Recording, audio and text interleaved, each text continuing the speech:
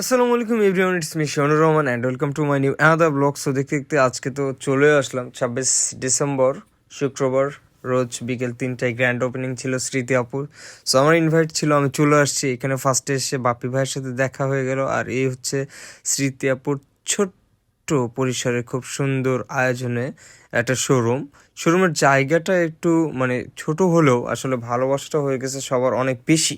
তো যাই হোক, ফাইনালে আমার আদরের বোন চলে আসছে স্মৃতি আপুকে নিয়ে। মানে নতুন করে আমার বলার কিছুই নেই, কারণ কারণ কি আর বলবো। আমি ফার্স্ট আসাতেই উনি আগে জিজ্ঞেস করছে, এ সোহান কেমন আছো তুমি।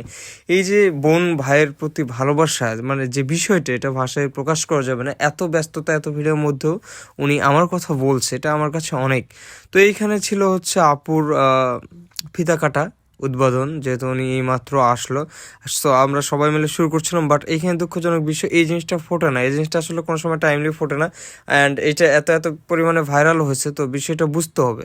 ওইখান থেকে কিন্তু সাইড থেকে অনেকে বলে দিয়েছে যে ভাই ওইটা সমস্যা ছিল। তো যাই হোক, একটা না ফুটলো আকাশে হাত, আরেকটা ছিল, আরেকটা ফুটছে।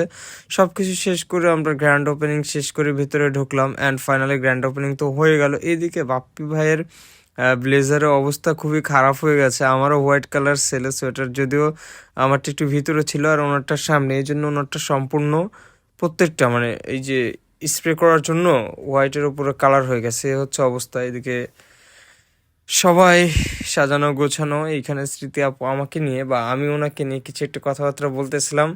অ্যান্ড দেন এইদিকে চলে আসছে আপনাদের আম্বানি আলামিন ভাই চলে আসছে। ফাইনালে আলামিন ভাই এসে, এই কি খবর, কি অবস্থা, অনেকদিন পর দেখা, সব কিছু মিলে। ভাই তো গাড়িটাই নিয়ে নিছে, গাড়ি মিষ্টি এখনো বাকি আছে বললাম। সব কিছু মিলে সবার সাথে অনেক আড্ডা হলো। এদিকে মুস্তাহিন আপু ফার্স্টেই শপিং, মানে উনি সবার আগেই শপিং ফেলেছে, কারণ উনি সবার আগেই এসেছিল।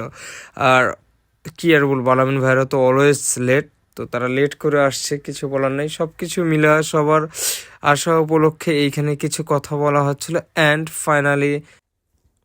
এইখানে সবার মধ্যে একটা কথোপকথন হয়, এতদিন পরে সবাই আবার একসাথে একটা প্রোগ্রামে অ্যারেঞ্জমেন্টে এসেছে। সব কিছু মিলে ভালোই ছিল।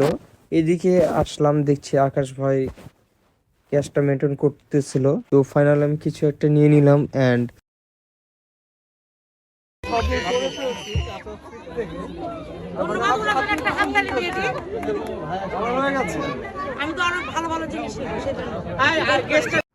এদিকে আবার সবাই যেহেতু একত্রে আসলো, তৃষা আপু এবং সবাই বন্যা আপুরা, তাদের মধ্যেও জোর ঝামেলা ছিল। সব কিছু মিলে তারা একসাথে আসছে, মিলিত হয়েছে। আর এদিকে দেখেন, মানে গাইস কি আর বলবো, এইখানে এখন গাদি গাদি ফোন